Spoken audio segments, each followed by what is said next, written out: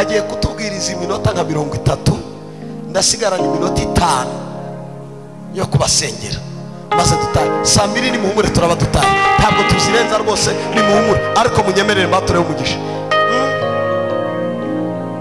Hari icyo umaze iminsi usaba cy'igihe kirekire, ndakiguhesha uyu munsi, ndakiguhesha uyu munsi, ndakiguhesha uyu munsi. Ndumva muri gihe Mana dusengeye umugaragu wawe, turamusengeye mu izina rya Yesu. Reka muri iminota 30 agiye kutubwirizamo ijambo ryawe rimenagure umwuka wose waturwanya. Urakoze ko hari icyo ukoze Yesu, tugukomeye amashyi menshi twahaye izina rya Yesu. Reka twicare tuganire muri iyi minota baduhaye. Reka ibyuma bibe bihagaze gatoya, dusome igitabo cya Mose cya mbere cyitwa Itangiriro.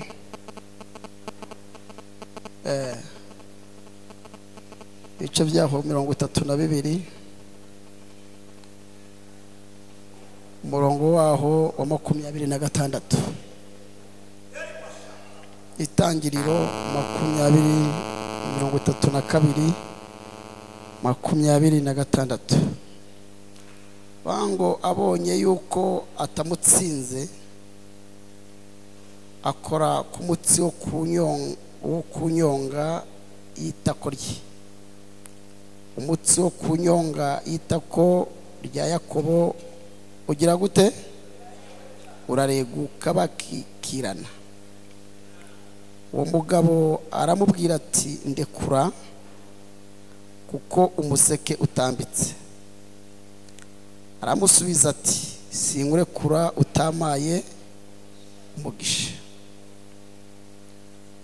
Aramubaza ati witwa nde? Aramusubiza ati ndi Yakobo.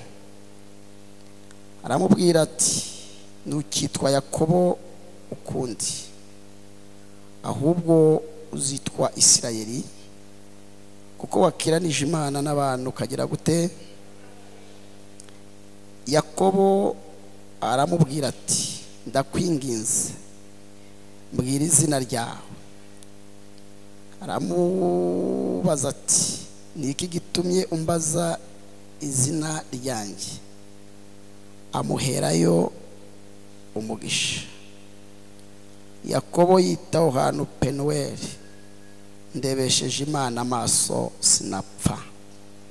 Haleluya.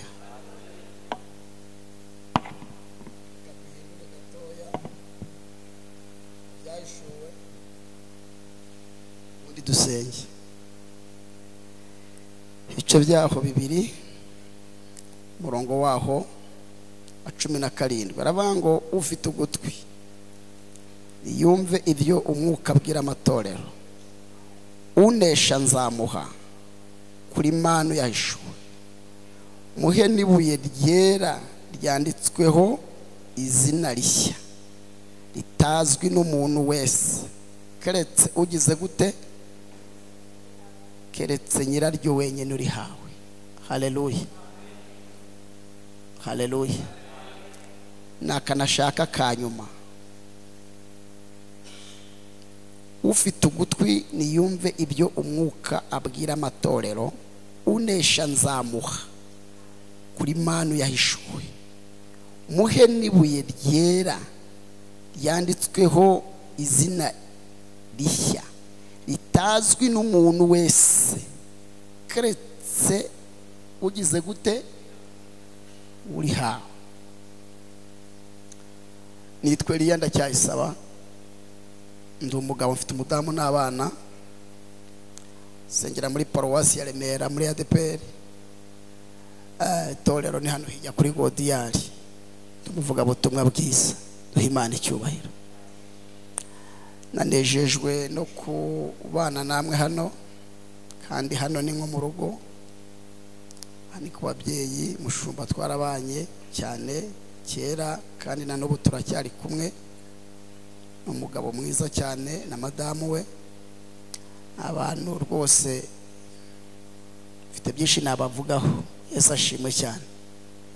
Rero yewe reka mvuge gake kugira ngo wumve iri jambo ngiye kuvuga cyangwa Imana igiye kuvugana nawe. Haleluya. Ndashaka tuganire ku ijambo nahaye topic ivuga ngo unesha nzamuha. Haleluya.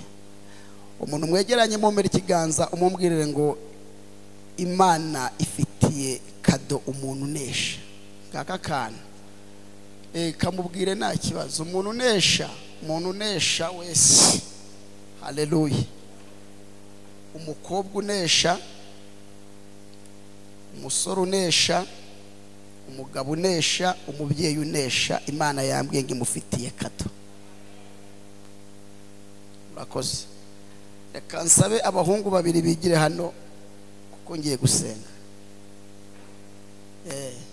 Ntacyo bano barahagije abangaba. Asifiwe.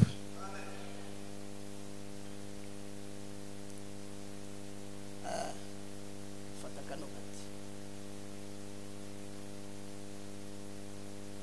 Asore murabona? Uyu musore reka mbifashishe, sibyo? Uyu ni Esawu. Reka mubona hano. Uyu ni Yakobo. Haleluya. Haleluya. Uyu ni Esawu. Uyu ni Yakobo.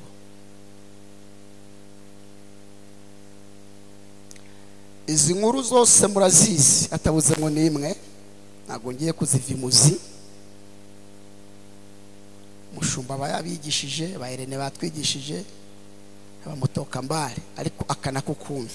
Haleluya. Aba ni abahungu bavindimwe. Ari bangahe? Ari babiri. Aba babyawe n'umugore yitwa Rebeka. Papa wabo ni Isaka. Sibyo? Izi nkuru zose murazizi. Muzi ibintu uyu musore yakoreye uyu. Ndimo ndashaka kugira ngo satire ijambo nshaka. Vuga cyane amen. Muzi ibintu uyu musore Yakobo yakoreye Esawu. Haleluya. Ese mukunda kwiga? Nago mwabana na mushumba mwe kwiga. Asifiwe Yesu. Mu byo bakundira nicyo kirimo. Kuva kera kose mushumba agifite icyumba mu izindiro hepfo mu rugo, urabizi. Haleluya. Turazinanye cyane. Hano Kigali Palace turazinanye. Kwa Mushimire turazinanye. No hijya mu gacoka hano turazinanye. Asifiwe Yesu. Lelo na hano ni heshi tuzagerana. Yesu ashimwe cyane. Mama wabo ajya gusama aba bana yabasamye mu gihe kirekire yarabuze umwana. Reka mbabwire ikintu kinezeza umugabo mu buzima. Umugabo anezezwa no kubona umugore we atwite. Yewe ikintu kinezeza no kumva madama ambwira ati ayiwe shari we kakubitiya nakoraho nkumva karakubise. Ikintu kiranezeza cyane. Ibindi indi mibabaro bahura nabo ahura nayo nagindeba. Yewe nagindeba gusa no kambwira ati gakubitiye hano. Ikintu twebwe natwe kituvuna kitugora cyane nukuzana umudamu nahitabyara. Yewe nzana madamu wanjye nabwo twese tuvyara. Kandi iwacu ni Burundi niho mvuka. Abana ni hatari. papa yatubyaye turi abahungu 10 n'umukobwa umwe. Nyuma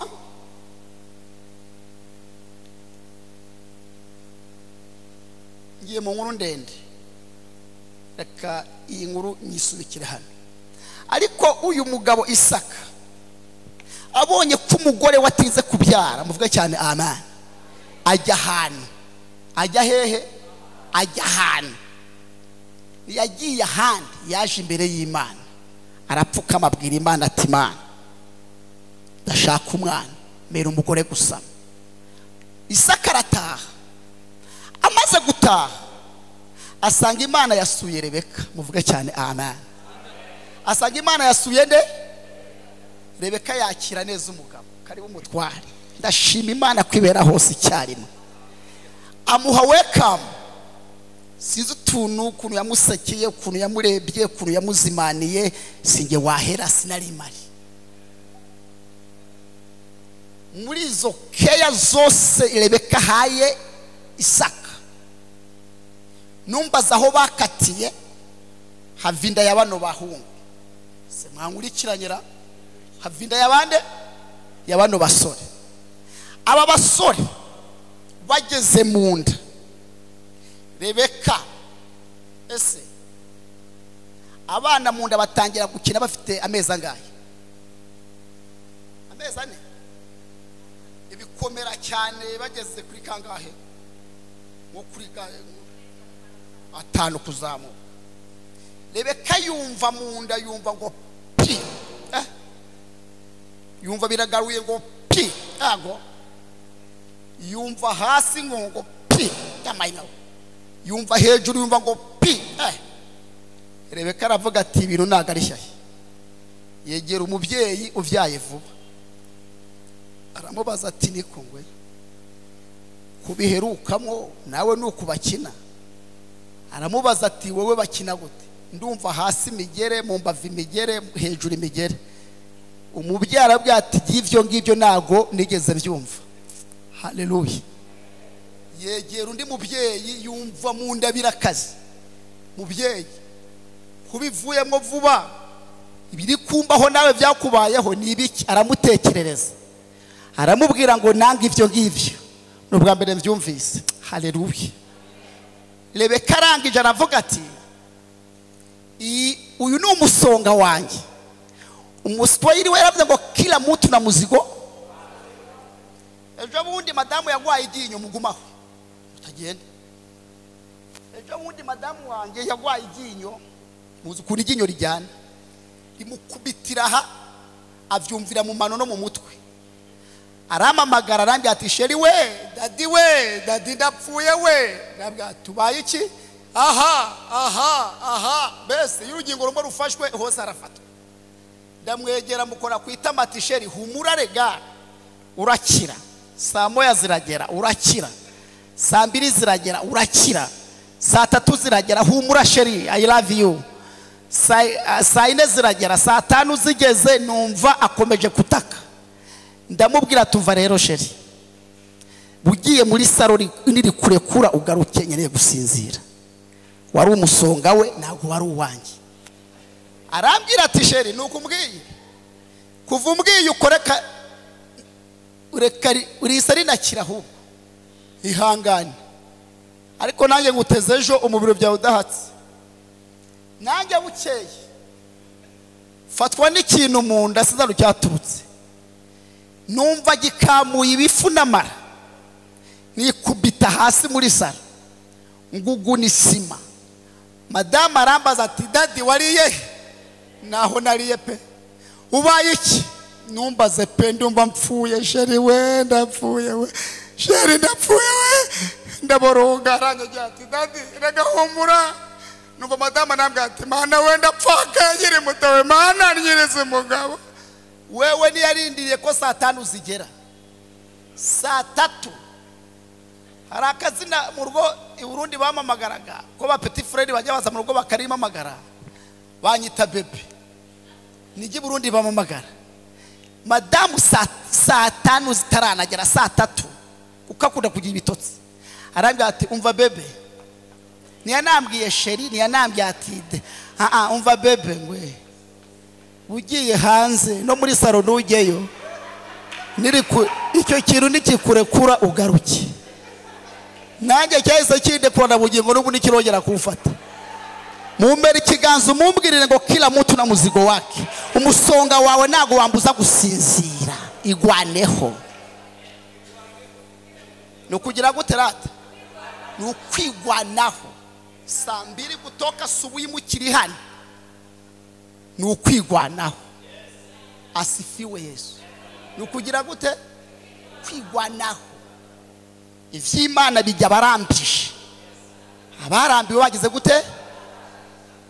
Kandi ndashima Imana ko yakubitse hano.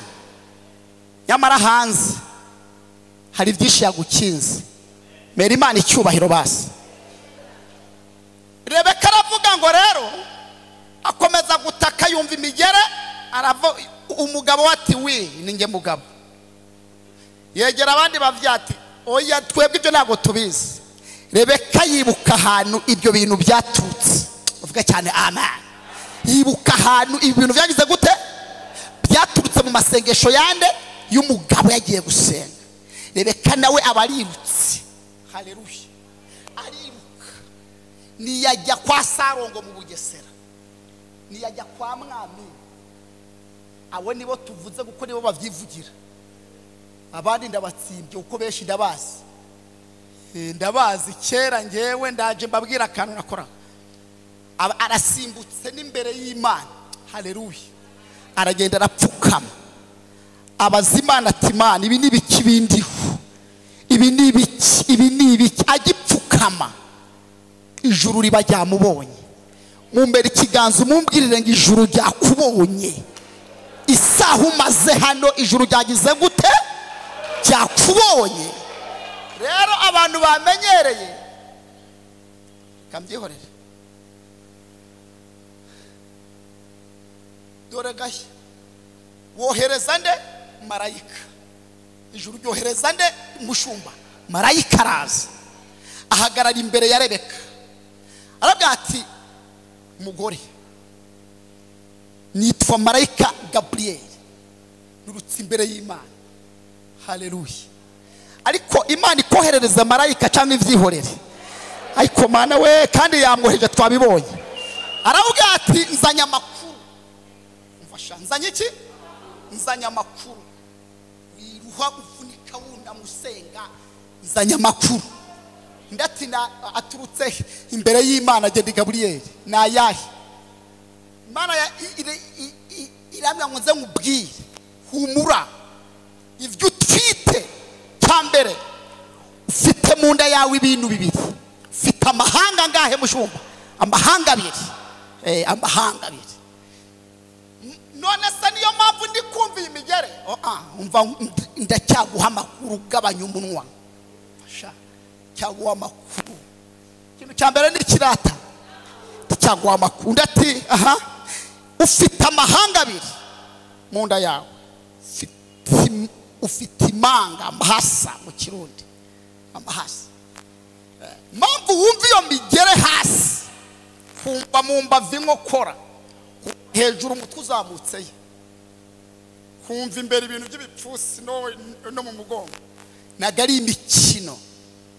Abantu twite n'amahanga bari gupfa ubuyobozi. Mfasha. Bari gupfa icyapa. Barapfa iki? Barapfa kuyobora. Umwe aramubaza ati ngo ngwiki? Bari gupfa ubuyobozi ubutegetsi. Aba bana babiri rero harimo umukuru. Uyu mukuru azaza yitwa Esau. Afashijwe kandi. Azaza yitwa nde? Esau. Ariko ibisubizo byawe Imana ivyita izina. Ivyita izina. Azaza yitwa Esau. Umuto azaza yitwa Yakobo. Uyu mukuru rero kugira ngo ubatandukanye nago bizagushobokera kuko bazazira rimwe. Umfasha. Bazazira rimwe. Ijuru ribarizi gahunda. Bazazira rimwe. Dore rimwe n'ukuri kw'Imana. Reba abana baziye rimwe. Bazazira ariko kugira ngo ubatandukanye umukuru ni uzaza mbere azaba afite icyoya gitukura gisa nka ruriya nka karira karabi, kandi azavukana mbutiyaje n'akavuyo kenshi. Ariko umuto azaza yitwa Yakobo, azaza yitonze kandi afite umubiri w'umuhemba. Taha ageze mu rugo, sizi igihe yamaze, igisa cya nyuma kimufashe, aba arabyaye. Amaze kubyara, noneho niho yahuye n'ikosi rikomeye. Uwa mbere arasohotse, undi aramubwira tutazavuga ko wansizeyo, ndagufata akaguru turasohokana. Bombi guca akaguru ku kandi bagera hanze. Reba uyu mubyeyi yajya kuba adafite amakuru, akabona icyoya gusa kuva hano kugera ku birenge kikubisaho n'akandi ikitonze. Uyu mugore yari gucyaha, ariko kuba ko yari afite amakuru. Uvuga cyane amen. Mbere na mbere ni amakuru. Bibiliya ivuga ngo abashyira kwibere bombi arabose, bonga barebana, nzakuyobora. Undi ati barakubeshye. Ndati nijye uzakuyobora, iryo jisho nzarimeneramo. Ndati barakubeshye. Bombi bano bana barakura. Umwe abo muhigi jya guhiga, yicara aho ngaho nta kibazo. Uyu nawe aho mama wari, aho Meri we yicaye, aho Meri we yicaye, icara ngaho imbere, icaraho. Nyina yakubita inyama na twa turungo twose dushyiramo. Yakobo akareba, ma ko nagacyo ushyiremo ni magi, icyo ni tayari, icyo ni bya birungo byose. Yako genda ukingure. Yakobo akaba arakinguye. Yako zana umuri kinga shyira amarido. Uyu mubyeyi akunda cyane uyu mwana, wankurikiranye ko giye gusenga. Uyu muhungu nawe ngwino zana umuhigo, za wikoreye ikintu mbeze kivyibushye. Reka mbabaza ko muri ababyeyi, umwana wabyutse agenda mu gitondo nkurikirana, n'uwiriwe mu rugo wakunda nde? Nkurikira kano kantu, wakunda nde? Uwiriwe mu rugo. None uwiriwe mu rugo yiriwe kosoma, n'uwagiye akahindura ni haho.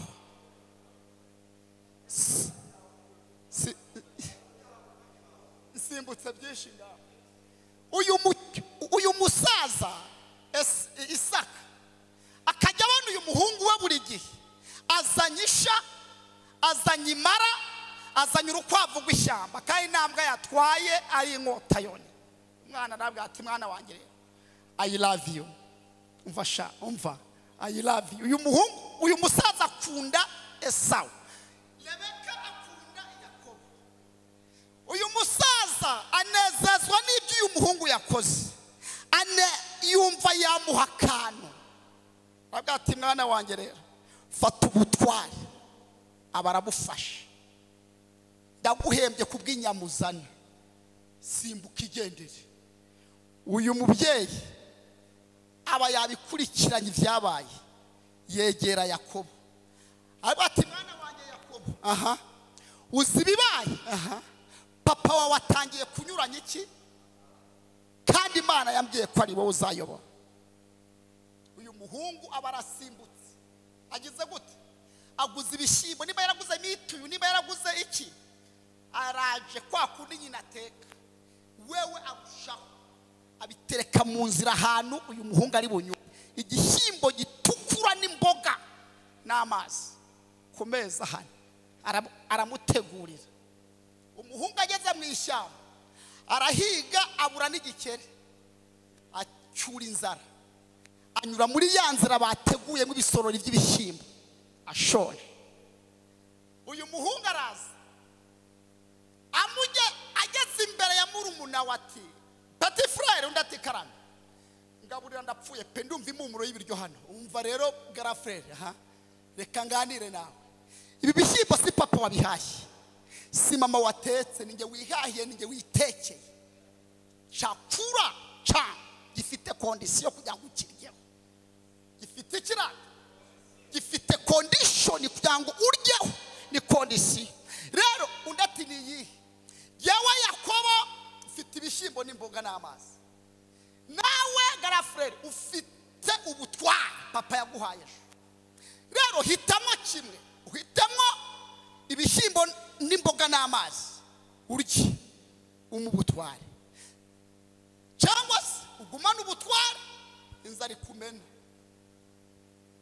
undi arabwate kwa jinara Yesu ubutware bwanjye yewe ndabusimbuza ibishyimbo kumana gatambitse ibirenge kigiye imbere mu nda harakabwira tumva sha ubwo butware uko kurepeta uko kuririmba uko kubwiriza bundi kubupfange bukumariye iki aragaruka petit frère petit kuri kw'Imana pe n'ubundi ndaririmba ndahanura senga 21 jours nibimbujije gupfa nipatiye maharage wabyumvise akantu ugiye gusorezaho mbereza ibishyimbo hano undi ati gudu nicyo nashakaga amuhereza ibishyimbo abirya umunsi umwe mbibutse ko bica hano bigasohokera undi nawe abacyuye ubutware abwibikaho Imana yambwiye ngo nze mbabwire ngo komera ku butware bwawe nyeganyeza uwo muntu mwegeranye umubwire ngo komera ku butware bwawe witakaza ubutware hejuru ya taci witakaza ubutware hejuru ya sosiso witakaza ubutware hejuru ya kabezi zamura haleluya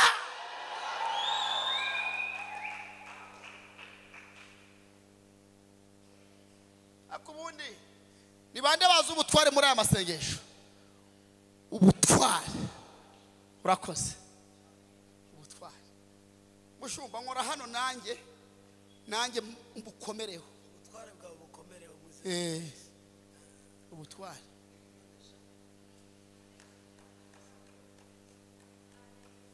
ubutware babarira gato turazinanye turasengana turabarokore munyeganyeza umureba mu maso ugiye gukomera ku butware niko Imana ivuze komera ku butware bwitwa gakiza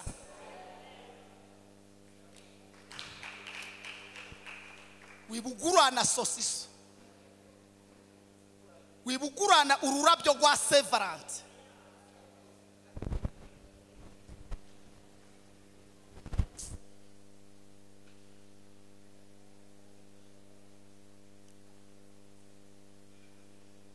komera kuki ubutware bukwicazanya n'abatware ubutware bukwicazanya n'abakomeye ariko dodo zikwicazanya na toyi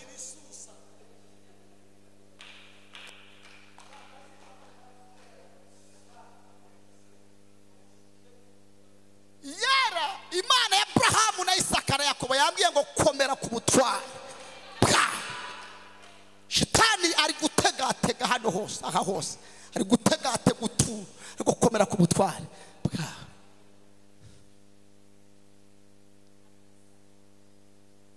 umusaza arahuma ariko ahuma amenyo akiri mu kanwa mu nyuma karukana masengero ahuma amenyo akiri mu kanwa ahuma agihumurirwa kurya araryama aragona ngwino sha ngwino yakoye ko bari zana zanya ngwino hano ngwino sha icara hano mwana wanjye I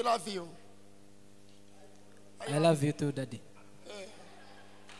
ubwo ari kumubwira yasinziriye yarahumye kandi arumva agiye gupfa abwira ati mwana wanjye rero gutekereza ndakumva papa ubu ngubu nubwo ubona nahumye ariko amenyo n'ibijigodore biracyari ngo wayibonye yego ndimo kubibona amazuru yo guhumurirwa ndayafite cyane kandi nago napfa naguhembye ikintu gifatika yego ejo bundi sinagwaye ubutware urabumpaye kandi ubu butware baramutwaye ntiyabibwira se abigira ibanga yubwira Imana aho batakarije ibyawe yubivuga nugacacacya se yubwira Imana aho byatakari n'umwana w'umuhanuzi yabwiye profete risati dori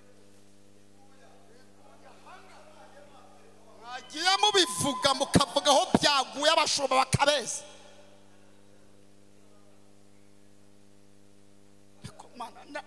nabonye hano umwana uzi kuririmba stand up sha wewe w'inyuma umukobwa uzi kuri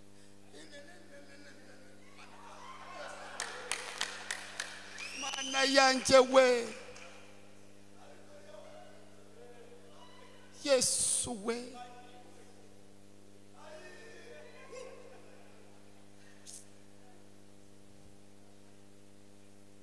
garukiyaho ni benshi baririmbye nafashijwe ariko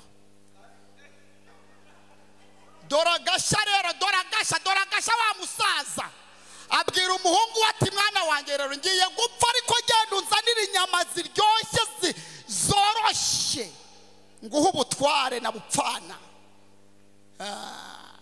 ariko beneda uyu mwana ko yari umwana we kandi akaba azanira si ibintu bisobanutse kuki atamuhaye ubutware ntacyo akoze kuki atamuhaye uyu mugisha ntacyo akoze munyeganyeze umubwire ngo iby'Imana bijya babikoreye nago si imikino uyu muhungu ariruka ajya kuzana inyama ajya kugira guterata kuzana kaboga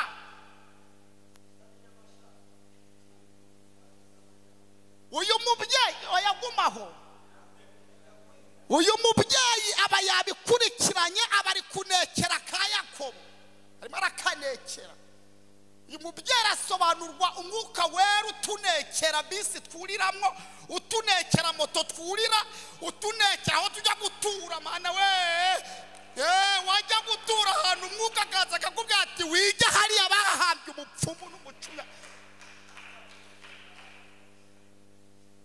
umubyeyi aza yegeye akayakobo ati Yakobo vayo hano se ukadora kureba undi ati mama nibiki dorase uzishinga muri za amina gusa aha ni Kigali uyu ni Rebeka aha ni Kigali ryo manyo bwanjye dorase uzishinga gusenga 21 romana gusa umva sononeho ibi nagiye gukora birakaze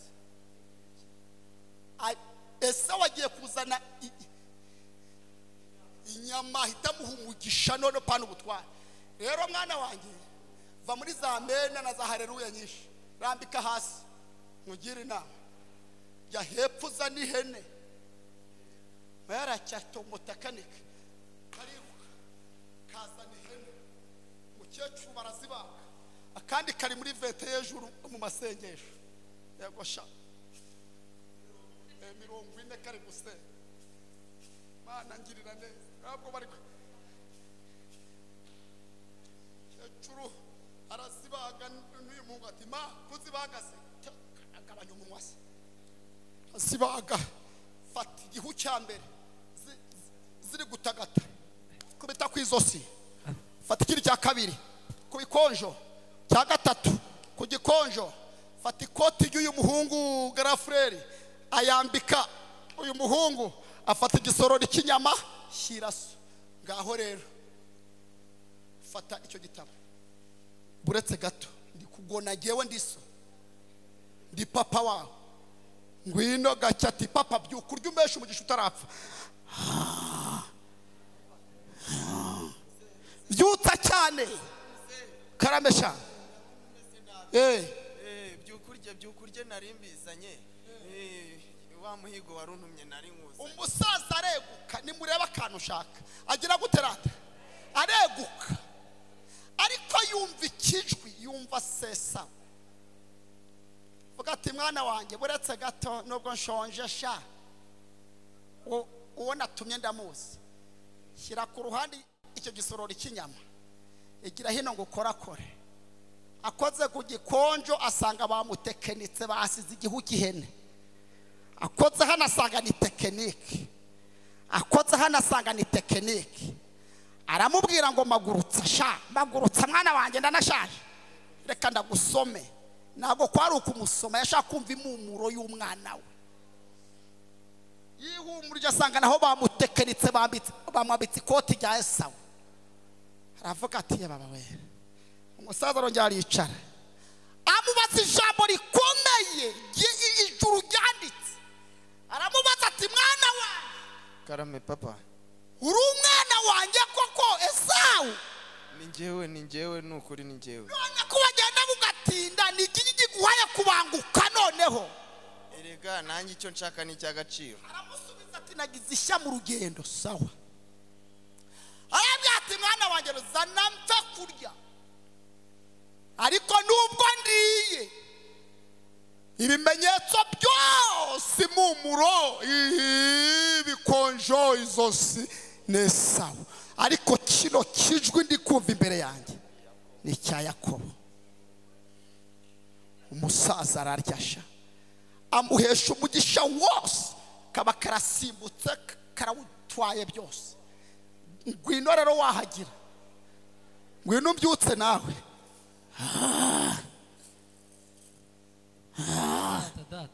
Data kanguka mvuye kukuzana. Ngo iki ninde se kandi ugarutse? Kanguka ni Esawu mvuye kukuzana. Esawu usa ninde uvuye aha kandi? Oya data ntago ari njye wahageze. Ntago ari njyewe. Umva nkubwire nibwo uje se? Nibwo nkiza. Akora kwe noneho yumva ni umuhungu we peke. Wa wundi nyirizina yatumye. Agati magurutse ashanganire nawe. Ishyira ibyo byawe ku ruhande ntago mbikeneye genda haze. Nubu nimibe ndimo ndayituba. Umva nkubwire sha azakuyobora. Azakuyobora azarimenera maramujyanye izina n'iryo muntu Yakobo ni Yakobo. Avuye aha na genda uyoboke kumene nyene nakuri. Uyu mwana nafashijwe n'ukuri kw'Imana. Uyu mwana asobanukirwa se icyari cyo. Amenya se. Abaze papa wati papa wambyaye arawujyanye gwego. Na nagace ufite na nagatoyo usigaranye najyumeho. Abwa atararimeneramwo. Yawutwaye Yakobo ni Yakobo. Igendera mvimbere. Umuhungu abwira papa wati sinkuva imbere nanjye utamaye nakasati. Haleluya. Munyeganyeza uwo muntu mwegeranye umubwire ngo wiva imbere y'Imana itagupangiye. Zamura haleluya. Wiva imbere y'Imana itagize gute. Umwana yanga kuva imbere ya se. Uyu mwana yaranejeje. Papa wafatwa n'agahinda ke. Haramubaza ati mwana wanjye Yakobo yawutwaye ariko se ni igiki ufite aho? Je nta kintu ifite, wewe ufite iki? Iby'imihigo nago ya Esawu Isaka bishaka. Uyu muhungu yavuze ati nta kintu isigaranye muze usivye inkota ya yonyene. Ni ufite inkota? Bavuga nareba undi asinziriye ufite inkota? Yime hano afata inkota y'umuhungu wewe. Umusaza itongera amagambo agera kuri 6 nashatse kuvuga ariko amagambo abiri yavuze aho ngo mwana wanjye iyi nkota usigaranye izagukiza abanzi, izagukuraho uburetwa uvasha, izakwicaza ahantu n'utagoma, izagukiza abanzi. Uyu muhungu ibi biganiro bagiranye Rebeka hafi. Uyu muhungu arabati papa uvuze ngo iki izanyiza abanzi ngwe izanyicaza hano ngwe izanyiza amahembe n'ibitega ngwe. Umva rero ibyo byose nta kibazo mfitanye nabyo. Umwanzi ngira ni petit frère. Reka mite ngende mite mufomoza antwara ubutwara antware n'umugisha ataramugeraho. Rebeka aba yakumvise abarasimbutse ka abwira Yakobo ati Yakobo irukanka hungira kwa Labana batarimeneramo kabakirukanganye ibintu bibiri. Urikirana na hasengeye mushomba bradasenze ibintu bibiri byonyene arabisimbukana. Fata ya nkota kagati kariye gafata yahari iyo mikoro yifungure kabisa yahari na hasengeye pe yahari. Esawu ahiga Yakobo aramubura agira gutera agira mumera ikiganza umumbwirira ngo ibiguhiga bikubure muri aya masengesho. Ibiguhiga kugira ngo bigufomoze bigira gute umva ndahanuye bigira gute kora worship bigira gute mbabarira ndimo ndahanura ndi mu mavuta menshi. Mushumba urakoze uyu mwanya ko nahamagawe kenshi ariko nanze kugenda inavuze iri jambo. Urakoze cyane, Imana irakuyoboye. Uvuga cyane amen. Ako tangariza nka babiri umubwire ngo bigushake bikubure. Ngaho aramushaka agira gute? Hagarara hano bakubone bose. Okay, yibangure guke. Vuga ati nubwo mubuze ariko mufashe. Nubwo nkubuze ariko ngufashe. Urakoze. Guma ngati ngufashe irakaza nyene nk'umuntu. Yibangure guke. Ndamubuze ariko agize ibyago nkamubona. Yako ngwino hano. Nkagufata. Ngwino hano. Yakobo rero ahasimbutse byinshi. Yakobo urije nigisha nangengera ariko nakunda. Yakobo rero mu gihugu yagiyemwo murabizi ibyo yakoze. Yarongoye Rasheli, alongora Leya, incorekeza ayibina abakozi babo bose pa abatera amada. Nguwo ahantu yagiye kuhira inka byose unako ihene n'imikumbi aragera beka Yakobo yari Yakobo n'ukuri kw'Imana.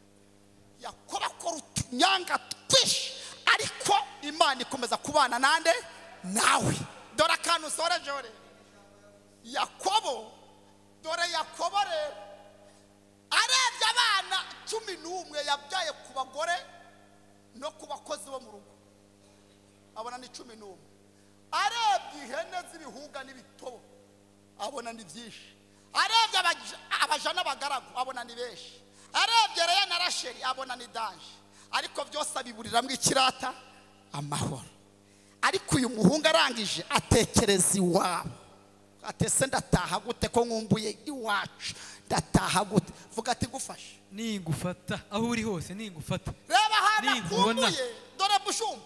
Reba hana kumbuye. Ninkubona. Hari inkota ibanguye itegereje kumufomoza. Vuga ati ningufata. Ugira ibyago nkubone. Ninkufata. Nkurikirana. byari byo byose nkumbuye iwacu kabisa. Ariko nk'ubu nkakubona. Nkagufata. Umugisha wanje nkagufata. Ibyo nagiyemo byose na mahoro nabibonye. Uhirwe sinkubone. Uhirwe sinkubone. Ibintu bigize gute? Bihabaye. Uyu muhungu reka yigira inama shaka ko kwese twigi. Uyu muhungu arangije arebye bya bintu byose afite abyuka mu gicuku nimba bari saa 7 niba no arabyuka abandi bari kubona. Nkuko namwe mwabyutse muza mu rusengero abandi bari mu kazi. Abyuka mu gicuku abishyira imbere byose. Umva imbere ndabambukije Leya Rasheli ncure cy'abana mwese abaja n'abagaragu n'imikumbi byose abyambutse cyangwa kitwe ya bo cyabigejeje aragaruka vuga ati ngufashe.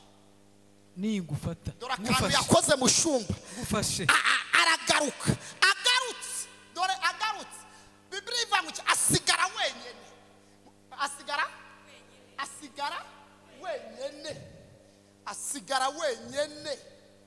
Asigaye wenyene rero ijuru. Bagarara hano.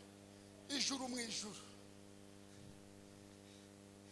Inama yo mu ijuru. Dore. Iyi ni Imana. Uriya ni marayika Mikayeli. Yewe ndi Gaburiyeli n'urugero. Imana yitegereza uyu mugabo. Imuhera mu bworo bw'ibirenge mugeza mu rutwariro. Ibona umuhungu yambukije byose nta na kimwe gisigaye n'ukuri kw'Imana. Ijuru riramureba riramwishimira. Imana dore ikintu yakoze.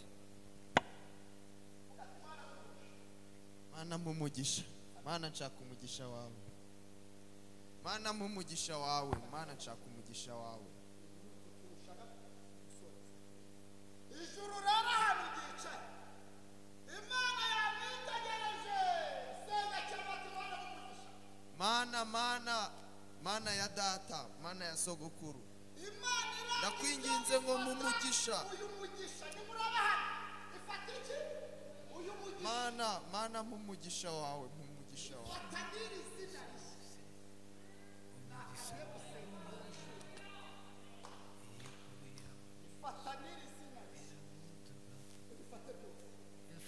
ijambo mu Befeso 3:20 rivuga ngo iki? Ibasha gukora ibiruta cyane ibyo dusaba ndetse n'ibyo tugira gute twifuza, nk'uko imbaraga zayo zigize gute ziri zidukoreramo. Ijuru, ikintu nkundira ijuru, Imana aho yicaye, Yakobo ari gusaba umugisha gusa. Mushumba warizi teoloji ndabizi, yigeze asaba izina rishya? Urakoze cyane. Yigeze asaba izina? Ndafashijwe rero, nkurikira nakanashaka mu mugisha. Ariko Imana ihita irebera Yakobo kuri tere. Ndafashijwe. Irebera Yakobo hehe? Aho bari kubikorera, aho bari kuvangira imiti, Imana ireberera Yakobo kuri tere. Imana irebye kuri tere, ibona inkota irabanguye, vuga ati mufashe. Nkagufata aka kanyagwa ngafashe nigufata. Mana yanjye. Mushumba reba kumva kano kana. Vuga ati Mana mumugisha wanjye. Ndagusogota nigufata. Imana irangije ikintu yakoze, muvuga cyane amen. Imana iravuga ati aka gahungu kari gusaba umugisha, ni kareba ko inkota igategereje. Ese ningaho umugisha kazawurya ryari ko bazahita bakica? Ahubwo ikintu ngiye kugakorera kano gahungu, reka mbanza ngahindurira izina, ngakureho izina riri gushakishwa, ngakureho izina bagiye kwica ejo, ngakureho izina bagonga rigapfa, ngakureho izina rigongwa na Sikaniya, ngakureho izina boherereza ihembe rikarifata. Reka mbanze ngakureho izina ry'umwaku,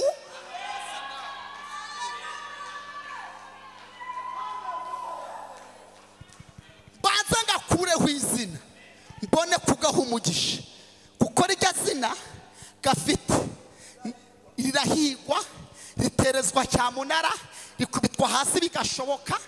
Nago nagaha umugisha kandi katazawurya. Reka mbanza ngahindurira izina mbone kugaha iki? Umugisha.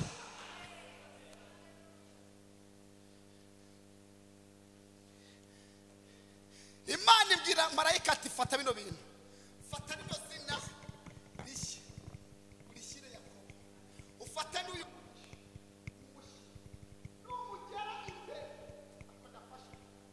numugera imbere nupfe kubimuha.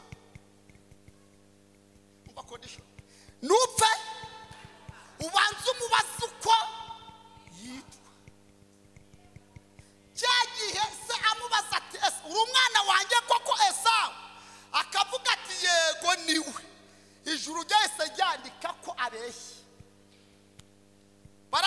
Ijuru ibwira marayika ati ugende umubaze nka bimwe se yamubajije, witwa nde? Navuga ko ari Esawu ubigarure, araba atarakizwa. Ariko nakubwiza ukuri uhita umuhindurira izina, umuheruka. Ndafashijwe rero nakabasha. Marayika araza asanga agahungu nako kamaramaje, ngwino ma, ngwino hano, ngwino dukirane, hita umfata sasa. Wifata bintu ufata nyewe, wandekuye sha, ndakura bakagabo, ndakura sha,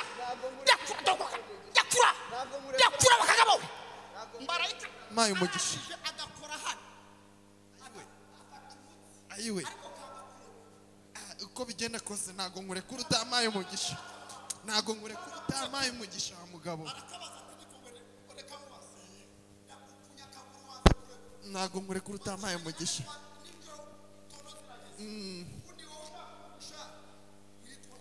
Nitwa Yakobo mwene Isaka.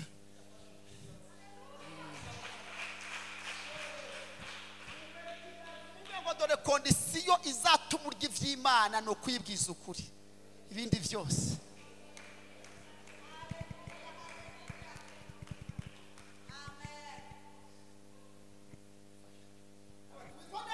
Nitwa Yakobo mwene Isaka na Rebeka. Yego. yego yego uri Isiraheli. haleluya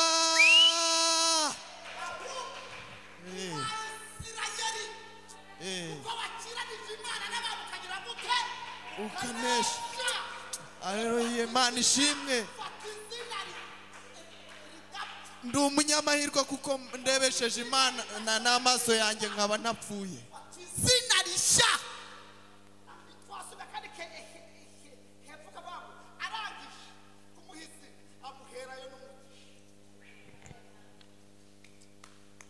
Mana ushimwe kubera yuko umpaye umugisha wawe nkurebesheje amaso yanjye kandi sinapfa ariko nkufashe ningufata kandi tayari ibintu byahindutse ariko aracyavuga ati ngufashe ninkubona uretse gato nakashaka komeza ati ngufashe uyu nakazi biri kubera ningufata nagabizi aracyahiga munyeganyeza umubwire ngo baza ukorera icyaha ntabwo baza aho wihanira zamura haleluya aracyahiga yewe mushumba narozeho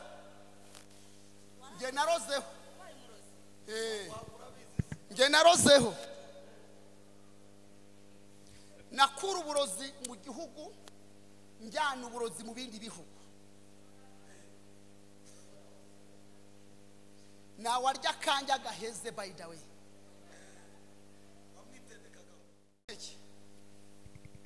vuga ati ngufashe guma hari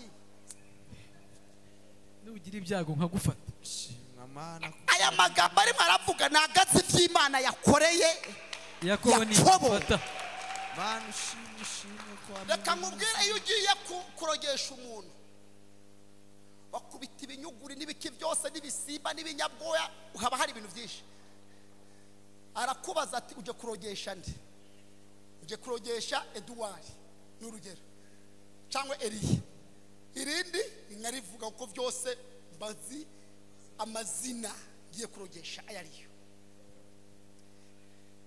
bakubita inzuzi rero yagiye kurogesha Edouard muzi ari Imana Edouard ariko ibyabaye nyuma yuko nandukanye na Edouard nago mbizi Edouard tayari yamaze kwinjira muri Kristo Yesu yego ndafashijwe ka umurozi yakubita ihembe rikanga asa muntu nyekwande tugutumye kwa Edouard nago ndimo ndamubona tayari Edouard nakakira Edouard yabaye ndori Imana kwa Jesus zamura haleluya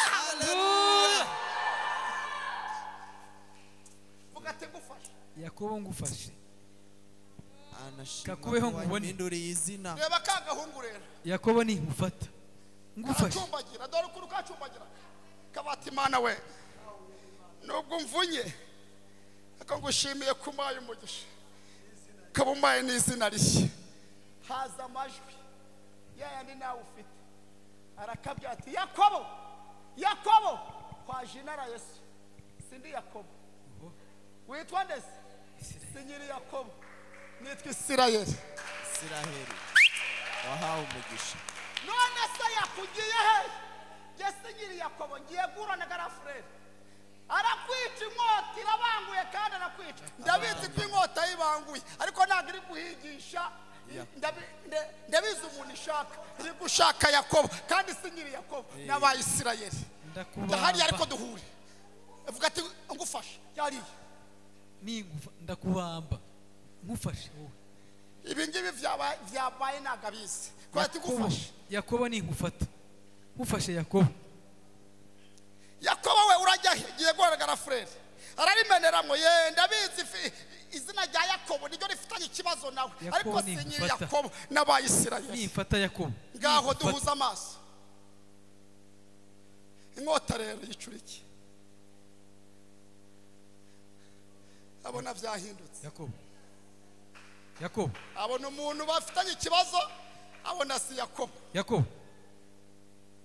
nago ndi Yakobo nturi Yakobo reka da Yakobo urabona se ndi Yakobo je ariko se Yakobo nari nzi ko ari muzima atacumbagiraga. Nukunyeneje egara Yakobo byagenze bite?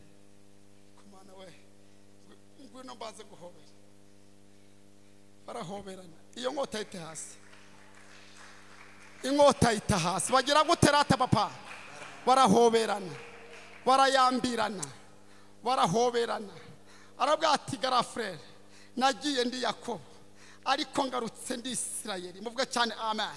Undi nawe ati nyukuri pe nange nabibonye ugihinguka nabonye utari Yakobo nabona ko nakona nyirindi zina nakona nyubundi bwiza nakona nyirindi shusho zamura haleluya rata nakubonanye yo barahoberana wari umwanzi wa Esawu bongera bariyunga biyungira mwizina Rishya muvuga cyane amen. Muvuga cyane amen. Haguruka ngubwira kantu dukora stand up. Bagira gute hobera mwene so nkuko muhobereye uyu mugabo muhobere gucya ngubwira ikintu dukora muhobere gucya muhobere mbabarira muhobere gatoya munyeganyeza umubwira ngo Imana iguhobereje igitangaza cyawe. Haleluya. Munyeganyeza ubwenge Imana iguhobereje igitangaza cyawe. Munyeganyeza umubwira ngo izina Imana iguhaye guhuja n'igitangaza cyawe. Nesha nzamuha kuri Imana yahishwe. Imana ibafitiye ibintu bihishwe ko mwakwakira iryo zina ryari rihishwe abantu. Imana bahaye ibuye ryanditseho izina ryera ritazwi n'umurozi, izina ritazwi n'umurozi, izina ritazwi n'umuhuherezi, izina ritazwi n'uwohereza amahembe, izina ritazwi n'abakubitisha abandi nkuba, ni izina rizwi na nyiraryo ry'umugisha. Izina rizwi nande? Izina rizwi na nyiraryo.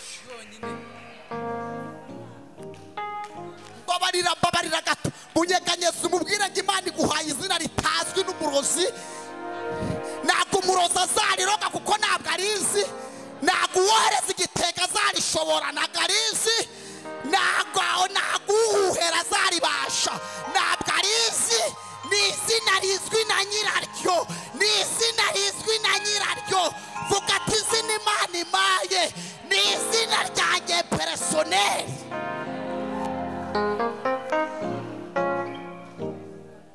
Abantu Imana ihaye izina rishya muzamurire Imana icyubahiro.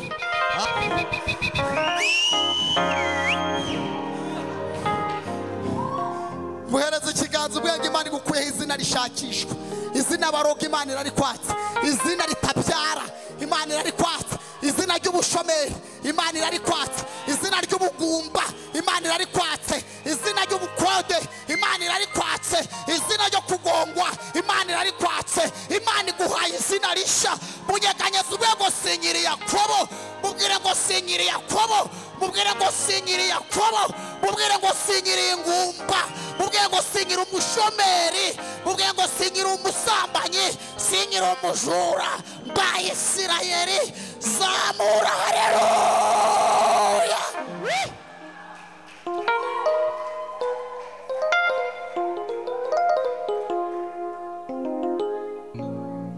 Yakobo bango ndebesheje Imana amaso simpfuye.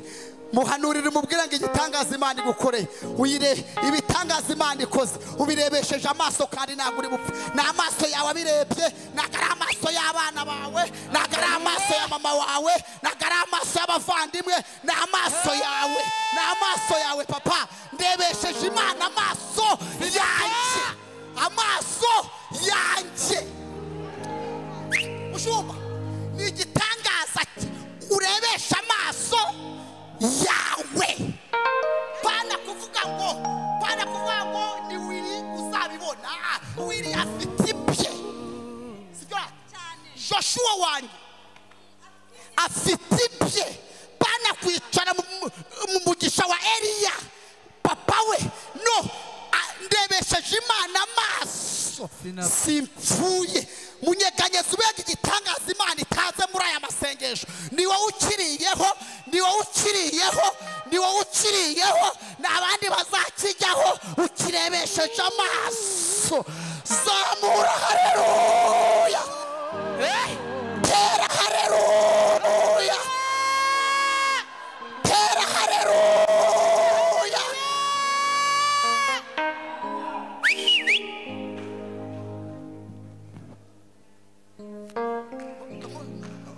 mushumba kam ndashoje shaka ko abantu Imana ikijije inkota ya Esa. God bless you mutumishi. Thank you. Nawe Rebeka wakoze. Imana ibamere umugisha. Ndashaka mushumba hagarare ha. Umuntu wese mvuganye nawe muri iri jambo, Imana ivuganye nawe, ibintu biri clear biremwe nonaha. Imana itanze izina rishya ku bantu baje gusenga. Imana itanze izina bataroga. Imana itanze izina nyabingi idashobora. Imana itanze izina igitega kidashobora. Imana itanze izina badatereza cyamunara. Imana itanze izina ridashobora kugumba na rimwe. Imana itanze izina ritaba mu rugo rigomba kujya ku kazi. Imana itanze izina agira inyembaraga. Zelepitala bonefotayasika. Imana itanze izina munyeganyeza umubwira ngo wizeye iryo zina ni izina Imana iguhaye. Nukiri Yakobo ukundi ubaye Isirayeli by the way, kuko wakiranije Imana n'abantu ukanesha. Umuntu wese wumvise ko iri zina arihawe, yo ijambo ryavuze ngo unesha nzamuha izina rishya ritazwi n'umuntu wese keretse nyiraryo. Umuntu wizeye ko ahawe iri zina, kandi bino bintu by'Imana ni ukubikora. Umuntu ubyizeye, fata ituro ryawe ryo gushima Imana. Naka konyene nshaka ko dukora, nubwo yaba umwe si ngombwa ko mwese mubyumva, kandi si ngombwa ko mwese mutura iri turo ryishimwe. Fata igitu, fata uze hano mushumba, jewe nago ngukoraho. Mushumba araguhesha umugisha, nta rindi jambo ari buvuge. Arasoza avuga ngo nukitwa, ngije jambo ribwatwa avuga ngo nukitwa ubaye Isirayeli. Ako konyene nukitwa ubaye Isirayeli niko Imana ivuze. Ayo magambo atatu, nukitwa izina bagirira nabi bafite ububasha, kandi uze ubaye Isirayeli, kandi uhereye none uze waryatuye amagambo. Ituro ryawe uze waryatuye amagambo birakora bino bintu niko Imana ivuze. uhawe izina rishya. Amen. Uhereye none uhawe izina rishya. Ntukitwa Yakobo ubaye Isirayeli. Ntukitwa Yakobo. Aturaho ijambo rikomeye ku ituro ryawe, ubundi mushumba guhesha umugisha. Yakobo ubaye Isirayeli mu izina rya Yesu. We thank you Father. Ntukitwa Yakobo ubaye Isirayeli mu izina rya Yesu. Amen. Ntukitwa Yakobo ukundi nihagiye n'umugenda atamukoze mu kiga iyo jambo ataryatuye. Amen. Ntukitwa Yakobo ubaye Isirayeli. Amen. Ntukitwa ibyo bintu birakora ubaye Isirayeli. Amen. Si rimwe mbonye bikoze, Ntukitwa Yakobo ubaye si kabiri mbonye bikoze, bikoze igihe kinini. ubaye Isirayeli. Ituro ryawe riguhesha izina. Ntukitwa Yakobo. Ituro ryawe riguhesha izina. Ituro ryawe riguhesha inzira. Isirayeli. Wilestita bonefo. We thank you Father. Ntukitwa Yakobo kundi ubaye Isirayeli. Iryo jambo mushumba ari kuvuga ni ihame. Ubaye Isirayeli. Amen. Ntukitwa Yakobo ubaye Isirayeli. Amen. Ntukitwa Yakobo kundi ubaye Isirayeli. Amen. We thank you God. Ntukitwa Yakobo. Iri jambo mushumba ari kuvuga riri clear imbere y'Imana. Yakobo ubaye Isiraheli. Amen. Ntukitwa Yakobo kundi ubaye Isiraheli. Amen. Sogera kuja. Amen. Uze. Ntukitwa Yakobo ubaye Isiraheli. Sogera na. Ntukitwa Yakobo ubaye Isiraheli. Amen. Ntukitwa Yakobo ubaye Isiraheli. Amen. Ntukitwa Yakobo ubaye Isiraheli. Amen. Ntukitwa Yakobo Zatara bone Amen. Ntukitwa Yakobo ubaye Isiraheli. Amen. Ntukitwa Yakobo ubaye Isiraheli. Amen. Ntukitwa Yakobo ubaye Isiraheli. Amen. Ntukitwa Yakobo ubaye Isiraheli. Amen. Ntukitwa Yakobo ubaye Isiraheli. Amen. Ntukitwa Yakobo ubaye Isiraheli. Ntukitwa Yakobo ubaye Isiraheli. Ntukitwa Yakobo ifite ijambo ryanyu. Ntukitwa Yakobo ubaye Isiraheli. Amen.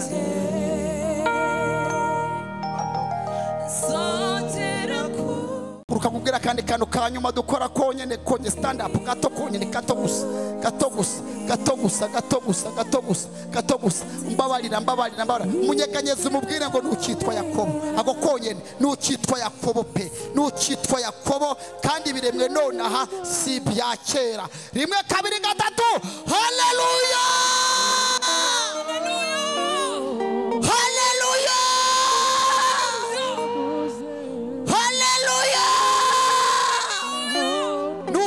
Yakobo ukundi ubaye Isirayeli kuko wakiranije Imana n'abantu ukanesha ukomera Imana amashyi menshi cyane murakoze cyane.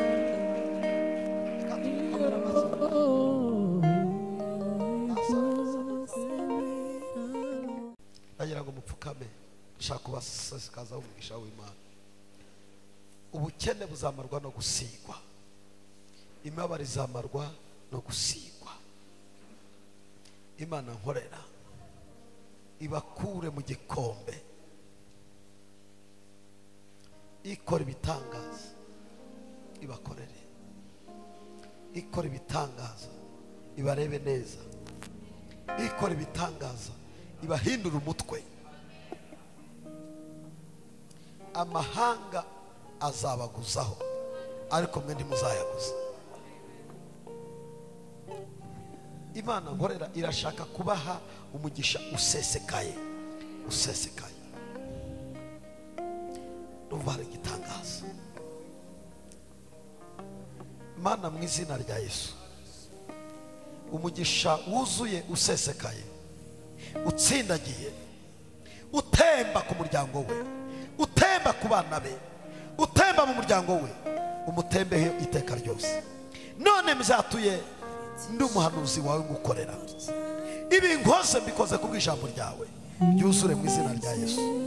Amen. Mana ndasenze mu mbaraga z'umwuka wera, umugisha wuzuye usesekaye, utemba, utembe ku buzima bwe mu izina rya Yesu. Iyo ndirimbo muyizamure, amaboko yawe adasanzwe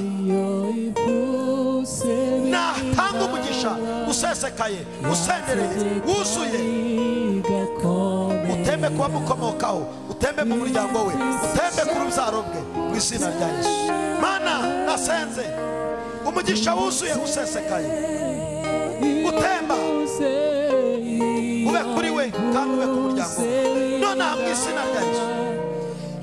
Abantu bose bazatangazwa n'uyu mugisha umuhaye mu buryo budasanzwe mu izina rya Yesu. Amen. Mana ndasenze mu mbaraga z'umwuka we, ibi bibazo yagiye ahura nabyo nibusimburwe n'umugisha utemba, usesekaye, wuzuye, guhera none umugisha no mu rugo rwe no mu muryango we, nube ahakomoka. Abantu bose bazatangazwe nuko yabaye umutwe, agaburire benshi, atungishe benshi, yubake, akomere, agere kure. Urakoze kumuha Mana mu izina rya Yesu. Ubuntu bwawe bwinshi nibusesekaze umugisha kuri we, nutembe, nutembe, nutembe, nutembe,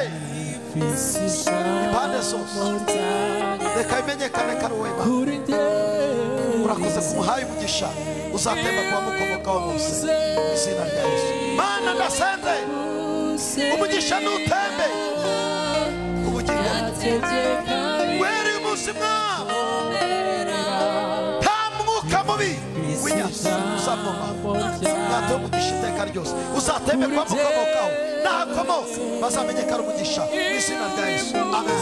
Mana ndasenze umugisha wawe mwami nutembe utembe kuba mukomokaho utembe ahavuka utembe aho yashatse abantu bose bazamubone ari umunyamugisha ari umunyamahirwe bazarebe bitegereze bamenye ko Imana Data ibasha gutanga umugisha utemba usesekaye utsindagiye wuzuye mu buryo budasanzwe. Urakoze kubikoza urakoze kubikoza urakoze kubagisha wuzuye mu buryo urakoze kumugiza umutwe abantu bazamushakira amafaranga abantu bazamushakira ubutunzi abantu azabugamisha ahinduka igiti cyugamisha abantu. Urakoze kumuhaye mu izina rya Yesu. Mana yo kwishima ndamusengeye mu izina rya Yesu. Umugisha n'umubeho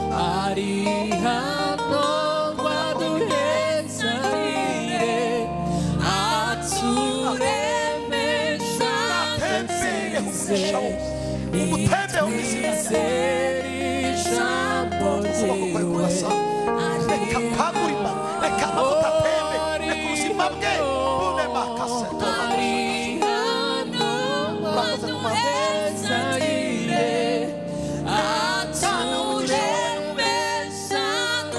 mu izina rya Yesu. Umugisha wawe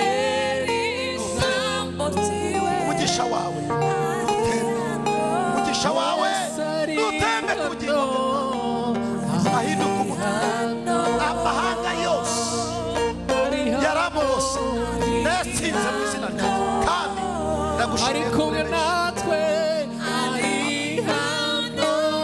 Mana ndamusengera mu izina rya Yesu. Shana umutero nabona ukuboko kwawe nabona imbaraga zawe nahirwe uyu ni umunyamugisha ahakomoka n'umugisha azashaka n'umugisha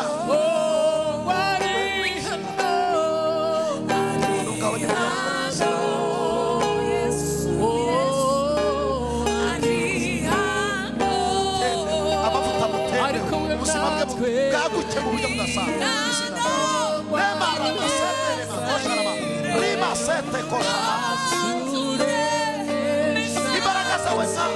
Imbaraga zawe zikomeye mwami umugisha n'umutembeho umugisha n'umutembeho uzatembe kuba mukomokaho uzatembe mu muryango we abazamureba bose bazatangara bazamenye ko yahawe umugisha muri we.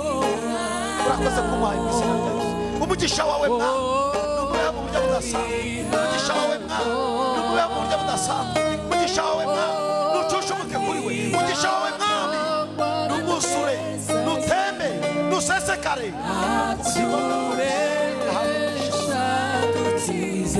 urakoze mwami umugisha wawe umugisha wawe nutembe umugisha wawe nutembe uyasasha eri masedo rakosharama rima sendere makoshaya ndatura umugisha udasanzwe ndatura umugisha udasanzwe mwami ndatura umugisha ku bana bawe ndatura umugisha wagutse kuri bo mu izina rya Yesu. Nibagire guhirwa nibagire kuramba amavuta y'Imana mutembeho ahindure ubuzima bwe ahindure uyazakomera uyazatera imbere. Urakoze kumuhaye Imana daramana serebe kosharama rima seto teko shamasi riba baseko sharama akakanya akagahinda afite kararangiye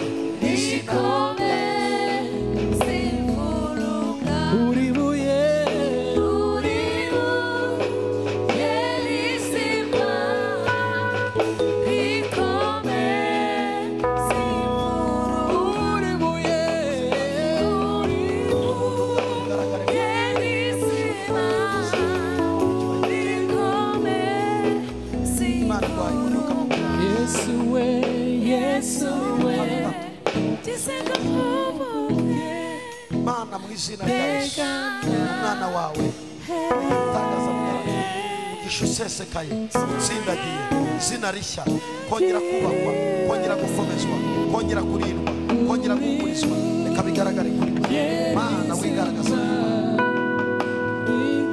urakoze ibyamurwanisha ni byinshi ibyamuhize ni byinshi ndabisenyeye ndabiribase genda genda wa mwanzi w'ibyiza genda rekura ubuzima bwe rekura genda Diamond rekura genda soka muri we ntamuzongera gukora uburetwa Imana iguhaye umugisha wuzuye kandi imbaraga zakurwanyaga ziratsinzwe Imana igumisha mela soda ramashako ramakosarina Imana umugisha nusesekare kuri wagihumeka usesekare kuri wakireba usesekare kuri wacyumva usesekare mwami muhe kurama bonabuzukuru abonabuzukuruza bose Mana kandi umugisha wo kunezerwa no kwishima urayikosinde remashaka ori wasanga ramashaka reka wigaragaze mwami uyu azaba ikimenyetso kigirwa impaka afite umugisha wuzuye nanjye ndamwatira umugisha reka utembe reka abazamureba bose bajye bamukunda abazamureba bose bajye batangara kandi aya mahirwe y'iburayi azayabonera umugisha udasanzwe ndagushimiye kumuhaye ibyishimo n'amahoro yo mu mutima ndagushimiye kumuhaye kunezerwa kandi iminsi igiye kuza ibi birori mwami ni ibirori byera ndagushimiye kubikoze amen Mana yakorera iteka umuntu mutangira akagero Mana isezeranye igasoza ndagushimiye ku mwana wawe muhaye gutsinda muhaye kunezerwa muhaye gukomezwa nta muntu uzongera kumuhanga mu izina rya Yesu ndasenya igitero cyose amavuta y'Imana mu mbere igihombe gukomeza kurindwa urakoze kubikoze amen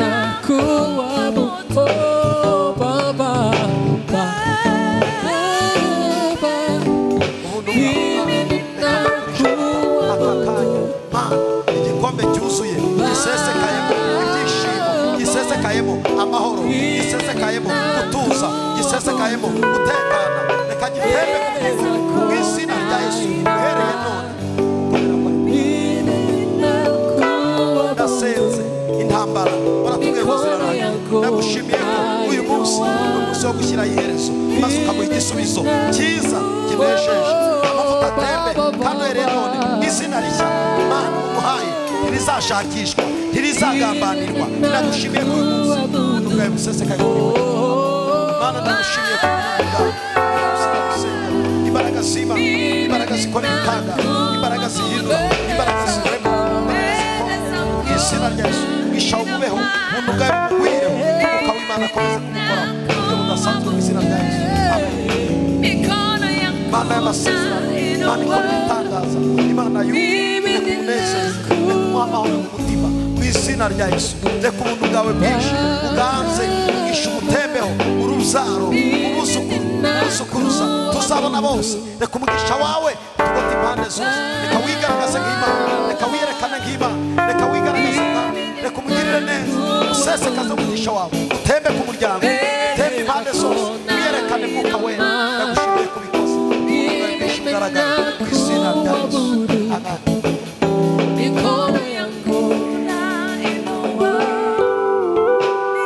abasengeye abatasengeye muze mwese Mana ngisenga aya mazi akiyakaraba ikibazo kiragiye birarangiye mu izina rya Yesu amen Imana irambwiye ngo igukije yari kanseri icyo kibyimba cyari kanseri ugikaraba aya mazi kirayoyotse kiragiye melako saramako sharamako Mana ndasenze iyi degree ndayisengeye mu izina rya Yesu nyirantezi ryayo Venansia uyu abaye uhawe izina rishya ni umunyakazi azakora tazongera kuba ubuzima bwicaye amen vuga basengere Mana aba n'abana bawe bagukorera bakeneye gusigwa bakeneye gusigirwa uyu murimo bakeneye gukundwa mu buryo budasanzwe Mana nkibasengera ndatura umugisha w'Imana ngo babeho ubuntu bwawe bwinshi butarondoreka nibubabeho mwami. Aba n'abana bawe beza abo watoranije abukunda, ndavuze ngo umugisha n'umusesekareho, amahanga namukurikire, isi yose nayiherwemo umugisha, gukomera kwawe kugaragare kuri we mwami. Ndagushimiye ko igikombe cyuzuye umugisha gisesekaye kizatemba kuri we, kubazamukomokaho, kubuzukuru, abuzukuruza, ubuvivi, iminsi yose azahirwa muri byose. Mana mu izina rya Yesu ndasenza aka kanya uyu azaba ikimenyetso kigirwa impaka mu muryango avukamo. Abazamureba bazatangara, bazavuga ngo uyu yatabariwe. Mana ndagushimiye uyu munsi umugisha wumujeho, agiye kugira imodoka, agiye kugira uburyo bwagutse, azakora mu buryo budasanzwe. Umusize amavuta y'igikundiro, umusize kumenyekana, umusize kogera, izina ryawe rihimbazwe. Melekola sete remashaka. Ndagushimiye mwami w'abami, uyu aragukorera aracuranga, unyemere ubwo murambitse ibiganza, imbaraga zawe zigaragare mwami, umugisha umutembeho. Aba bazaba umutwe ntibazaba umurizo, aba bazakoresha abantu ntabwo bazaba baretwa, ntabwo bazabacakara. Ndamwatura wo gukomera no gutera imbere, umugisha umusesekareho. Abazabyara, abazakurikira abuzukuru n'abuzukuruza, ubuvivi bwe buzaba ubunyamaboko. Ndagushimiye kubwo yafashe umwanya wo gucuranga, ntuzamwibagirwa. Urakoze kumwaguye Mana mu izina rya Yesu. Ndagushimiye ko uyu munsi umuhaye umugisha udasanzwe, kandi uyu mugisha umuhaye nuwo kwagurirwa imbago. Uyu azatera imbere, uyu azakira. Nk'uko bukene uzibagirana mu muryango nka karande, uzacika burundu. Ndagushimiye ko yari umukozi wo gukorera kandi ukunezeza. Ndagushimiye ko amavuta atembye ku bugingo bwe, azatemba mu muryango, azatemba imbere n'inyuma, azamusiga impande zose, azarabagirana. Ndagushimiye ko umuhaye umugisha mu izina rya Yesu. Amen, amen. Uyu munsi ni umunsi udasanzwe, uyu munsi ni umunsi udasanzwe. Duhawe izina Rishya. Imana ibahe umugisha. Wanyemerera ukaduha amatangazo uko ku cyumweru no kwa n'ibindi, nawe udusengere gutandukana. Imana ibahe umugisha.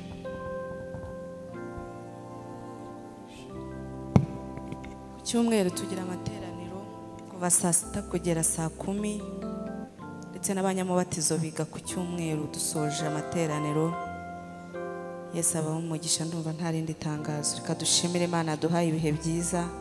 Mana turagushimye, tugushimiye ibihe byiza waduhaye, tugushimiye umunsi w'umugisha waturemeye, tugushimiye ibitangaza Data wa twese ukoreye ubwoko bwawe, tugushimiye kubw'indwara wakijije, tugushimiye kubw'umugisha wahaye buri muntu wese, tugushimiye Data wa twese uburyo wabanye natwe, watwiyeretse n'aka kanya ukitwiyereka. Dusabiye umugisha umugaragu wawe, nyemerera Data wa twese ubwo yaduhesheje umugisha. Mana nyiringabo, Imana nawe umuhe, ubane natwe muri byose. Ubwo tugiye gutaha utahane na buri wese, ubuntu bwawe bugomeze busage ku buzima bwa buri muntu wese. Data wa twese, iyi minsi y'umugisha utugabije ku buzima bwacu, Mana buri muntu wese ayineze, umuntu wese Data wa twese umuhazi ibyiza, umuhazi umunezero. Ubwo tuzongera guhura ku munsi wo ku cyumweru, buri muntu wese azaba afite ishimwe. Urakoze kuko utahanye na buri muntu wese, kandi tukazagaruka amahoro.